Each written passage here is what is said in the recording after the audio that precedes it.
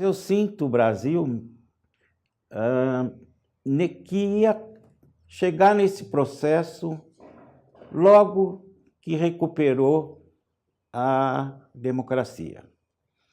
Eu senti que o Brasil começou a perder oportunidades, o brasileiro saiu atabalhoado da ditadura, sem saber muitos dos caminhos, e começou a perder oportunidades quando o mundo caminhava numa direção completamente diferente.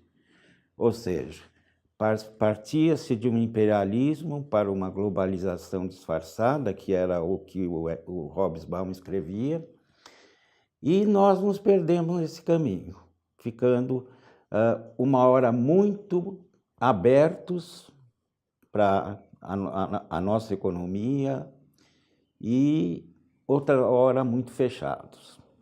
Então nós nos perdemos o rumo, e aí teve sucessivos governos de pouco entendimento do que devia acontecer e do que era necessário. Ou seja, era necessário construir uma nação com mais igualdade. Sem isso, não haveria desenvolvimento. E um país com essas riquezas todas, com uma colonização portuguesa que até branda, diríamos, né? Recursos naturais, imigração de povos com alta cultura e povos trabalhadores, com tudo isso, ficou num estágio de desenvolvimento econômico de um capitalismo tardio, que foi passando por pequenos soluços de inserção social, com os últimos governos do Lula e da Dilma, até hoje regredirmos a um estado de exceção que precisa ser resolvido, voltando-se novamente para as instituições democráticas e legais. Então, eu acho que esse 2017 é fruto de um atabalhoamento da situação desde que nós saímos da ditadura. Nós passamos por um período de desenvolvimentismo nacional, nacionalismo desenvolvimentista, com o Getúlio, o João Goulart, depois o Juscelino e os militares. Até lá houve um modelo de substituição de importações, e havia um planejamento, quer dizer, uma noção de um programa econômico e social. A partir daí se perdeu cada um para um lado, os partidos políticos, e hoje chegamos numa situação de corrupção explícita, né? De uma situação de desaparelhamento social total, mesmo quando,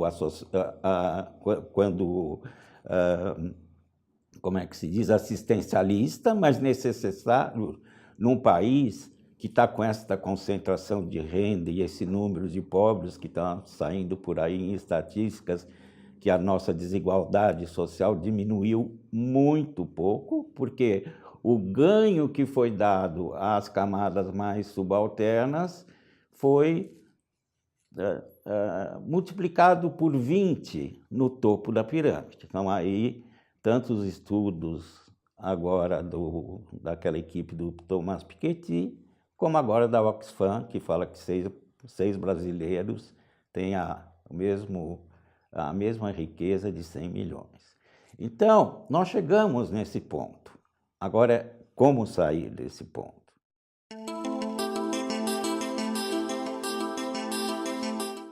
Tudo que está se discutindo no mundo hoje é a necessidade de estados fortes e soberanos, né?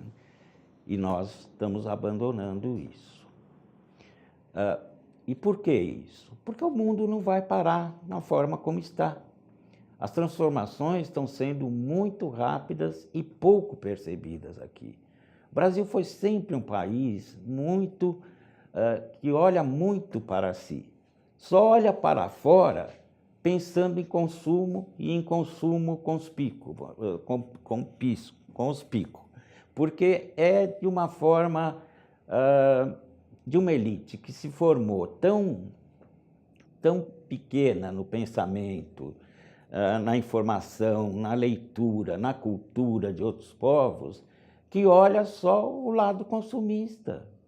Então, sem perceber que esse topo não pode gerar um país o tempo todo, porque você vê, hoje quem tem a maior sobrecarga tributária, além das empresas que são produtivas, são os trabalhadores, né?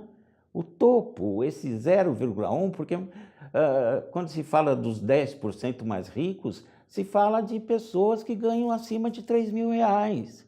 Ganhar R$3.000 não é o topo mais rico.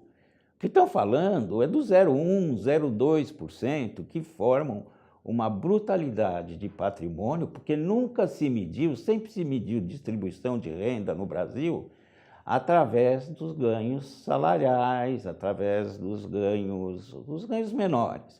Nunca se colocou aquisição de patrimônio, nunca se colocou herança, nunca se colocou os rendimentos financeiros. Não existia esse dado. Agora que se começou a estudar isso, e esse estudo está vindo de fora, o IPEA está ajudando em alguma coisa. Então, o negócio do Estado mínimo ou de um Estado mais inchado não é só pelo aparelhamento vamos dizer, do baixo funcionalismo. O país é grande, o país precisa de controle, o país precisa de controle nas fronteiras, o Brasil precisa de controle na segurança, uma série de coisas. E isso é necessário.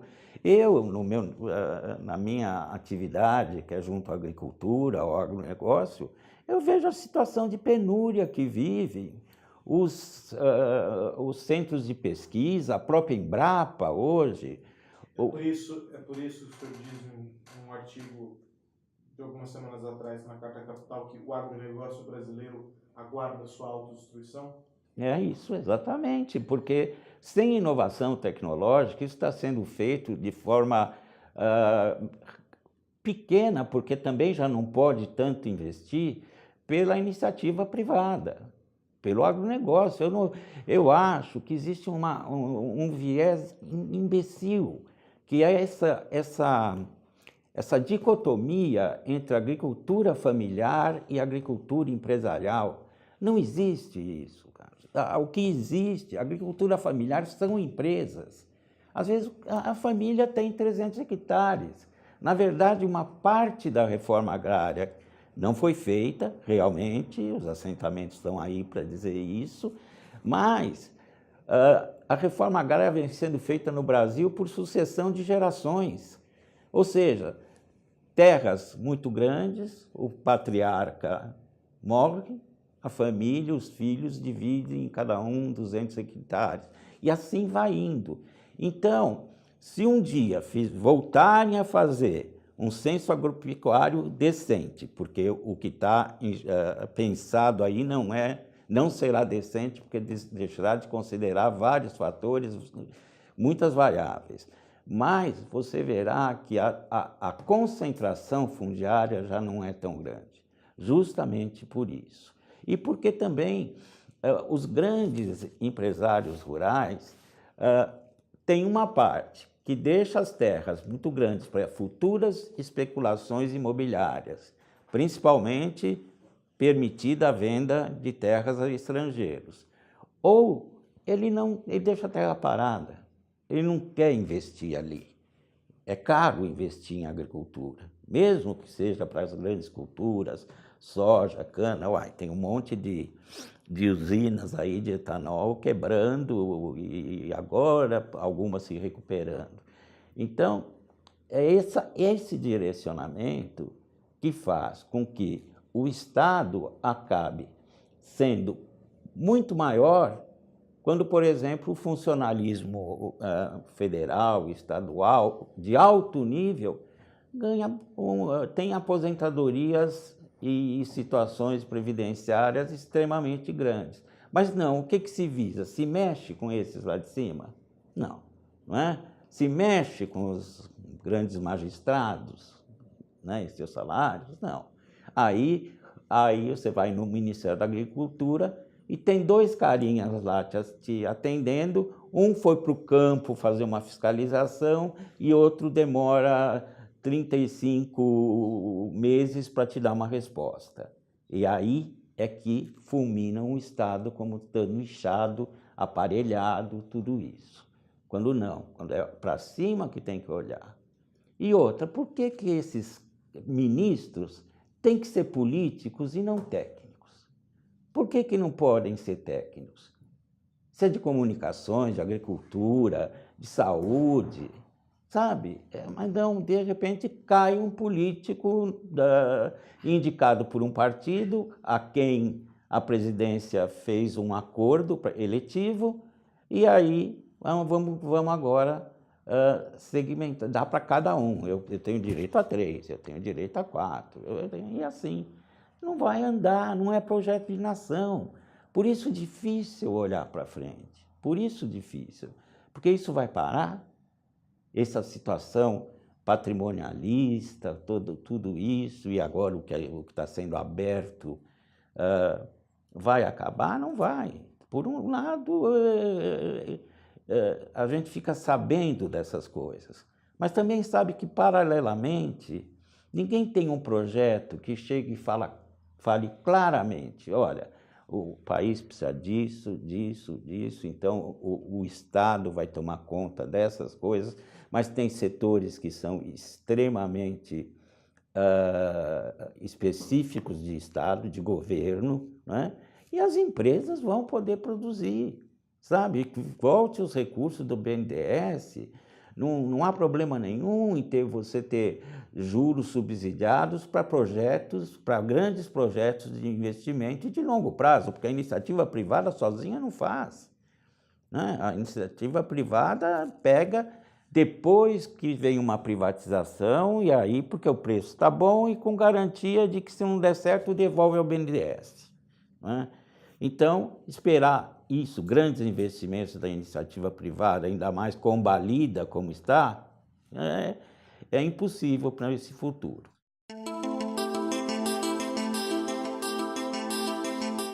Eu acho que essa miopia é total. E essa miopia que não deixa a nação aproveitar as grandes oportunidades. É o que eu digo, desde a colônia, desde a Casa Grande e Senzala, né? É assim. E não, isso nem me lembro se teve algum momento onde isso não existiu. Olha, procuro lembrar, né? Mas não me lembro. Teve momentos, talvez, porque a gente tem que olhar a partir do momento em que começou a industrialização.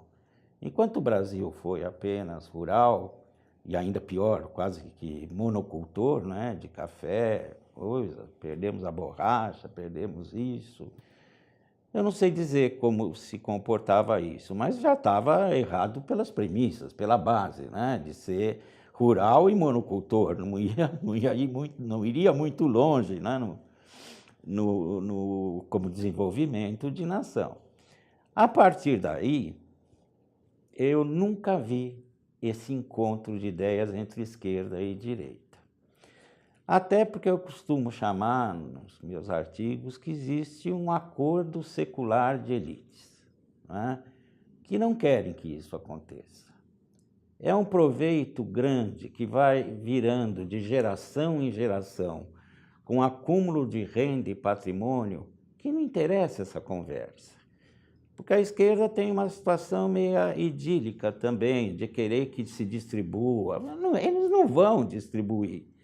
Se não houver, como agora mesmo esse Mark Morgan, que fez esse estudo, o Piketty está falando, se não se fizer impostos, criação de impostos sobre grandes fortunas, sobre heranças, os aparelhos, por exemplo, na Dinamarca, ele fala que, sei lá, 60% quem paga imposto é no topo, não é?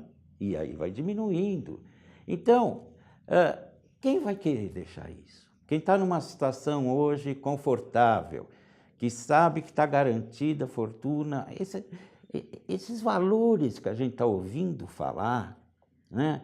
as casas de Sérgio Cabral e não sei o quê, falando em política, mas também levando isso para empresários que a gente pensava que estavam construindo impérios nos Estados Unidos. De repente você vê que é só para a reprodução desse topo, para a manutenção disso. Então, como que uma esquerda que quer distribuir, quem vai distribuir, se não um Estado forte e soberano? De outro lado, não virá, né? Não virá através de pequenos partidos políticos de esquerda, muito menos do PT, agora que foi completamente destroçado por situações que ele criou, mas que mais os outros criaram, né? Então, é muito difícil esse encontro, e esse encontro é a solução. Esse encontro em torno de ideias, de planos, de programas de governo, né? Meu Deus, o quanto que nós tivemos que discutir por causa de cotas, por causa de Bolsa Família, por causa de assistencialismo. Pô, eu ando lá pelo semiárido nordestino, eu vejo que é aquilo. Você acha mesmo que o cara não quer trabalhar porque tem o Bolsa Família? Não é verdade. Se der trabalho, o cara trabalha. Eu vejo porque eu ando, não paro de andar nesses lugares. Então, enquanto não houver essa consciência, ou um Estado que interfira através de tributos fortemente no topo da pirâmide, essa conversa não vai ter. Isso que nos faz esperançosos.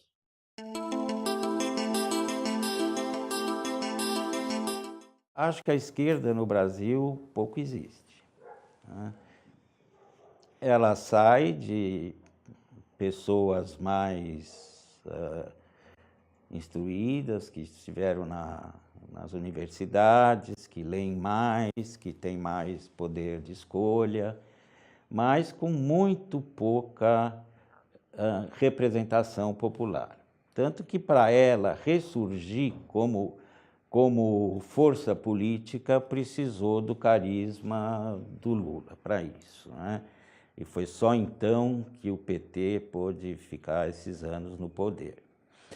Agora, depois disso, ela se afastou demais dos movimentos sociais. Hoje, quando você vai em manifestações de esquerda, que eram contra o impeachment, contra fora Temer, tudo isso, você vê lideranças que isso é praticamente puxado pela CUT, pela UNE e pelo MST, e pelo MTST do Boulos. É pouco, porque a população mesma não está inserida nesse conceito de esquerda, de combatividade, de procurar por seus direitos. Há um acomodamento que passou a ser feito, é nisso que eu digo que o Brasil, eu acho que perdeu a noção depois que recuperou a democracia, porque passou a não haver mais essa interação da esquerda com a direita a favor de um projeto de nação. Então, ela precisa se reinventar, sim, ela precisa se refundar, ela precisa voltar a discutir como liderar os movimentos populares. E há campo para isso, ter militância. Não existe militância de esquerda como já houve. E, sem isso, você furar esse acordo secular de elites é muito difícil. É só através de debate, de conversa, de proposições, e na medida que o nosso sistema de eleição de poder é através do voto representativo, isso estava se ensaiando, e quando isso cresceu, quando se viu que essa última eleição foi perdida em 2014, né? Você percebe que logo houve uma reação contrária, porque se pensava a esquerda permanecendo no poder por um tempo maior ainda, o que não era de nada satisfatório para esse acordo. Então, o que a esquerda precisa é realmente estar mais perto, os partidos se aproximarem mais dos movimentos sociais, usarem mais esses argumentos e serem muito claros em relação a quem é o inimigo. a quem é o adversário. O inimigo não é a economia brasileira. O inimigo não são as empresas brasileiras, capitalistas, estrangeiras ou não. O inimigo está em governos que favorecem e legislam a favor da classe mais rica.